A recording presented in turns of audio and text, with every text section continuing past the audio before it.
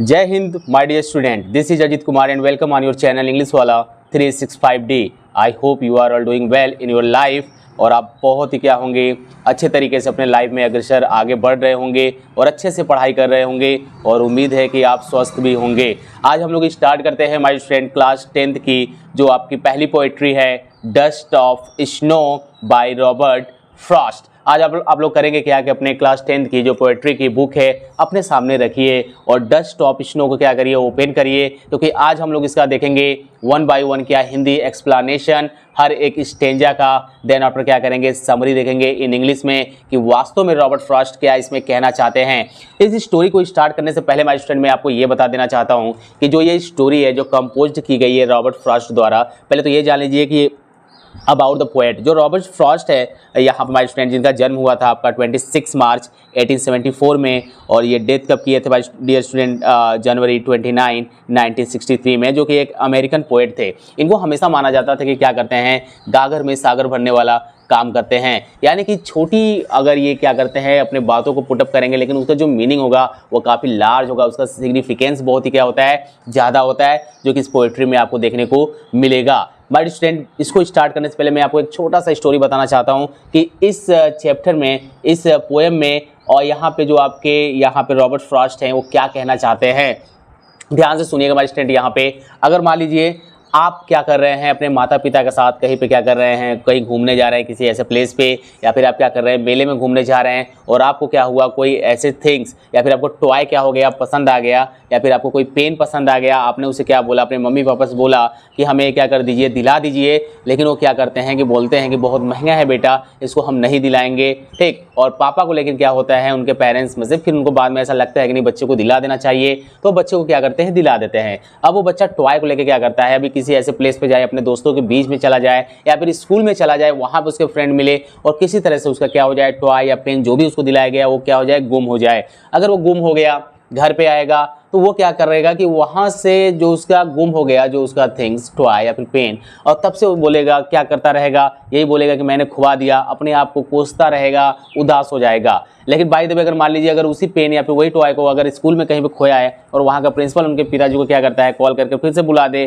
कि भाई आपके बेटे का क्या गिरा है, पेन गिरा है या फिर टॉय गिरा है, आप आइए यहाँ से लेकर जाइए। अब उनको जब बुला दिया जाएगा और उनको पेन मिल जाएगा तो अगर वो घर पे आके फिर से बच्चे को पकड़ाएंगे कि बेटा आप अपना पेन को ले लीजिए या फिर टॉय को ले लीजिए, तो बच्चा खुश हो जाएगा। लेकिन जहाँ से वो वस्तु क्या हुई है, खोई थी और जहाँ से वो मिली थी, इसके बीच का जो गैपिंग था, यानी कि ये क्या किया था, उस बच्चे के अंदर काफ़ी उदासी छाया हुआ था। तो यही यहाँ पे बोलते हैं ऑथर कि यहाँ पे डिस्क्राइब करना चाहते हैं कि इस पोएट्री में ऑथर क्या है, एक पेड़ के नीचे खड़े रहते हैं। अभी मैं बताऊंगा ऊपर 1 by 1 लाइन आप देखेंगे, समरी, डोंट वरी। अभी बस मुझे क्या करिए, थोड़ा सा सुन लीजिए ताकि आपको एकदम कंफर्म हो जाए, आप अपने ओन लैंग्वेज में अपने एग्जाम में फोड़ के आए एग्जाम को, बस मैं ये चाहता हूँ।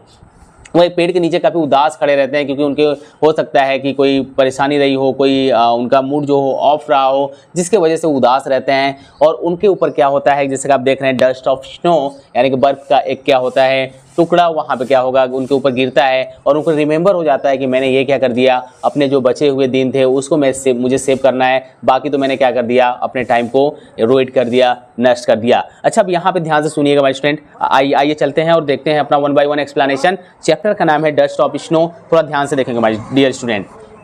डस्ट का मतलब आपका होता है धूल, ऑफ का मतलब होता है का, स्नो का मतलब होता है बर्फ, बर्फ की धूल। लेकिन when we are going to talk about related to this chapter, so dust of snow, जिसकी सेकेंड मीनिंग आपकी होगी पार्टिकल्स। डस्ट का मतलब यहाँ पे आप बताएंगे पार्टिकल्स ऑफ स्नो, बर्फ का टुकड़ा। इस तरह से आप क्या करेंगे, यहाँ पे बताएंगे कि बर्फ का टुकड़ा, बर्फ का कोई धूल नहीं होता है। यहाँ पे डस्ट ऑफ स्नो, डस्ट जरूर लिखा है लेकिन डस्ट का मतलब होगा यहाँ पे पार्टिकल। तो पार्टिकल ऑफ स्नो ये आपका चैप्टर का नाम है, आप जानते रहेंगे डस्ट ऑफ स्नो, इसकी जो सेकेंड मीनिंग है मैं आपको वो बता रहा हूँ। यहाँ पे देखते हैं my student, before you going to paragraph you should know about the poem. The poem dust of snow by Robert Frost is a simple and a short poem with a deeper and larger meaning. जैसा कि मैंने आपको बताया कि एक short poem है और यहाँ पे क्या करते हैं, रॉबर्ट फ्रॉस्ट गागर में सागर बनने का काम करते हैं। तो आइए चलते हैं और देखते हैं 1 by 1 एक्सप्लेनेशन।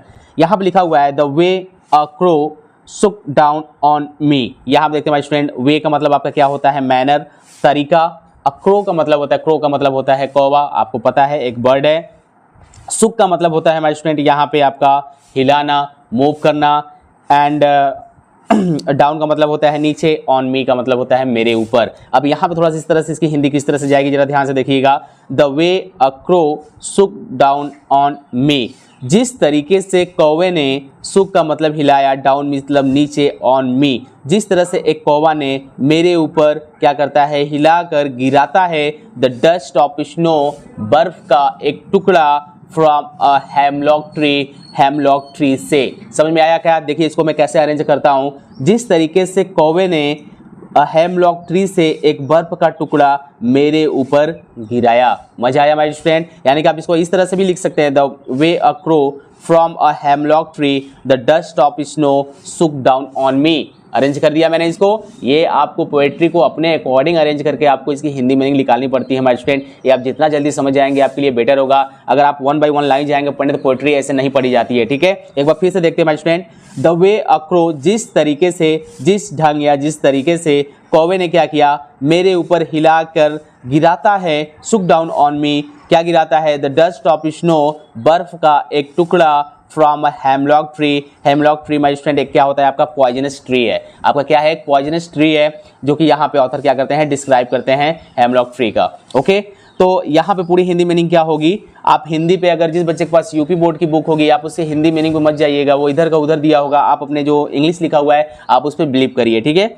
जिस तरीके से एक कौवे ने क्या करता है, धतूरे के पेड़ से, हेमलॉक ट्री से क्या करता है, बर्फ का एक टुकड़ा मेरे ऊपर क्या करता है, हिलाकर गिराता है। ओके, सो यहाँ माय स्टूडेंट आइए चलते हैं और देखते हैं। आपको मैंने वर्ड मीनिंग बताया। डस्ट ऑफ स्नो का मतलब क्या हो गया, स्टैंजा फर्स्ट की मैं बात कर रहा हूँ। Particles of snow and hemlock tree का मतलब होता है a poisonous plant. Okay, tree with small white flowers, जो एक क्या होता है, एक ऐसा पौधा होता है जो सफेद फूलों के साथ क्या होता है, लगा रहता है। सो आइए माय स्टूडेंट देखते हैं। Let's see here explanation only in English of first stanza.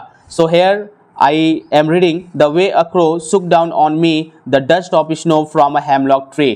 Here the poet want to describe, according to this stanza, the poet Robert Frost recount a small incident that changes his mood. It seems very simple, but it has great significance. The poet was once very depressed and hopeless. He was in a state of sorrow and was lost in this thought. In his thoughts, he was standing under the hemlock tree. जैसा कि मैंने अभी आपको बताया कि hemlock tree के नीचे क्या था, खड़ा था। He was standing under the hemlock tree. Suddenly a crow that was sitting on the tree shook the tree and the fine particles of snow from the tree fell on the poet. अब यहाँ पे overall में आपको बता देता हूँ student एक छोटे टर्म में कि किस तरह से यहाँ पे डिस्क्राइब किया गया है फर्स्ट स्टैंजा। आपके ऑथर है रॉबर्ट फ्रॉस्ट, दुखी रहते हैं, ये एक पेड़ के नीचे खड़े रहते हैं या फिर एक रास्ते से जा रहे होते हैं जहाँ पे वो पेड़ मिलता है। यहाँ पे डिस्क्राइब नहीं किया गया है कि ऑथर क्या है, पेड़ के नीचे ही खड़ा है। आप कुछ भी अपने से क्या कर सकते हैं, यहाँ पे डिस्क्राइब कर सकते हैं कि ऑथर क्या कर रहा होगा, आपका जा रहा होगा, ठीक है। आपके रॉबर्ट फ्रॉस्ट है जो जा रहे होंगे रास्ते में, तो वहां पे पेड़ मिला होगा जिसके ऊपर क्या है, क्रो बैठा रहा हो, या फिर वो पेड़ के नीचे उदास से खड़े रहे हों, ये भी आप ले सकते हैं, ठीक है। दोनों तरीके से आप क्या कर सकते हैं, ले सकते हैं। जो कि यहाँ पे दिखाया गया है कि वो काफी क्या थे, डिप्रेस थे, परेशान थे, लेकिन एक बर्फ का टुकड़ा उनके ऊपर गिरता है तो उनका क्या करता है हमारे स्टूडेंट, उनके अंदर थोड़ा चेंजिंग लाता है। आइए चलते हैं अब स्टैंजा 2 को देखते हैं। मजा आया होगा आपको। लिखा हुआ है stanza 2, has given my heart.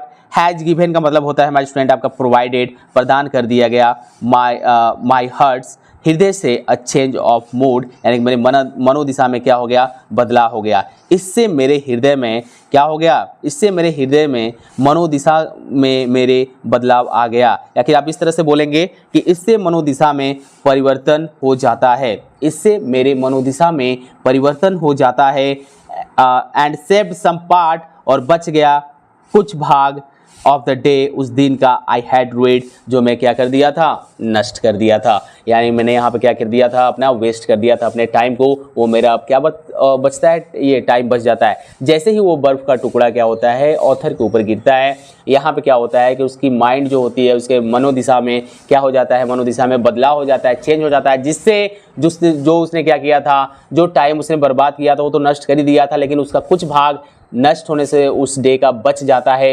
ये आपकी थी poetry my dear student dust of snow. तो आइए चलते हैं और देखते हैं स्टैंजा 2 की एक्सप्लेनेशन इंग्लिश में आपकी क्या होगी। सबसे पहले यहाँ पे माय डियर स्टूडेंट आप देख लीजिए, मूड का मतलब होगा क्या, अ स्टेट ऑफ माइंड। इसका मतलब है कि मनोदिशा में परिवर्तन होना, मनोदिशा की बात की गई है। एंड रूइड का मतलब होता है हेल्ड इन रिग्रेट। ओके, तो यहाँ पे देखते हैं माय स्टूडेंट यहाँ पे कि एक्सप्लेनेशन क्या होगा। When the soft and cold snow fell on the poet, it changed his mood from sad to happy. He started feeling and refreshed. This simple incident helped him enjoy the remaining part of the day. He thus became happy as it saved his rest of the day from being wasted and held in regret. Okay, इस तरह से आप क्या करेंगे my student, आप यहाँ पे इसका एक्सप्लेनेशन बताएंगे। तो आपने हिंदी एक्सप्लेनेशन देखा, समरी देखा आपने इन इंग्लिश में। आइए चलते हैं माय स्टूडेंट यहाँ पे थोड़ा सा देख लेते हैं इसका राइम स्कीम क्या होगा, आपका राइम वर्ड क्या होगा। क्योंकि मैंने आपको इसकी ऑलरेडी आपने क्लास देखा कि मैंने बोर्ड पे आपको क्या किया बताया हुआ है। यहाँ पे एक बार फिर से आपको गाइड कर देते हैं। राइम वर्ड को पहचानने के लिए माय स्टूडेंट उसके आप क्या जाएंगे, साउंड पे जाएंगे, उसके फेस पे जाएंगे, उसके टोन पे जाएंगे। यदि उसका फेस, उसका साउंड, उसका टोन एक जैसा मिला तो वह सभी के सभी आपके क्या होते हैं, राइम स्कीम कहलाते हैं। जैसे यहाँ पे आप देख रहे हैं कि लिखा हुआ है the way a crow, crow लिखा है और यहाँ लिखा हुआ है नीचे स्नो। लग रहा है ना दोनों भाई भाई जैसे हैं, यानी टोन इसका एक ही आ रहा है, क्रो स्नो, मी ट्री। यहाँ पे आप देख रहे हैं कि हार्ट पार्ट, मूड रूट। ठीक, इस तरह से आप देख रहे हैं। तो ये आपके जितने भी मैंने बोला है माय स्टूडेंट, आप क्या करेंगे, इसे मार्क कर लेंगे कि आपके क्या है, राइम स्कीम है। क्रो का आपका स्नो हो जाएगा, मी का ट्री हो जाएगा, हार्ट का पार्ट हो जाएगा, मूड का रूट हो जाएगा। ठीक है, इस तरह से आप क्या करेंगे, राइम स्कीम को क्या करेंगे, एक जगह नोट्स कर लेंगे। सो यहाँ माय स्टूडेंट आपको आई होप कि आपको कोई भी यहाँ पे थोड़ा सा भी दिक्कत नहीं आया होगा। इस पोएट्री में ज़बरदस्त पोएट्री थी। आप अच्छे से एक्सप्लेनेशन जो मैंने बताया गया है, ठीक है, मेरे द्वारा आप उसे नोट भी कर सकते हैं, आप क्या करके थोड़ा सा वीडियो को स्टॉप कर करके। लेकिन आप ये देखिए कि यहाँ पे जिस तरह से पोएट्री आपकी दिखाई गई है, इससे क्या होता है स्टूडेंट कि हमेशा एक व्यक्ति को क्या करना चाहिए, प्रसन्न रहना चाहिए, अपने डे को क्या करना चाहिए, लॉस नहीं करना चाहिए। तो चलिए इसी उम्मीद के साथ हम क्या करते हैं, इस क्लास ये आपका यहीं पर क्या होता है, समाप्त होता है। आप अच्छे से दिल लगा के पढ़ते रहिएगा। All the best.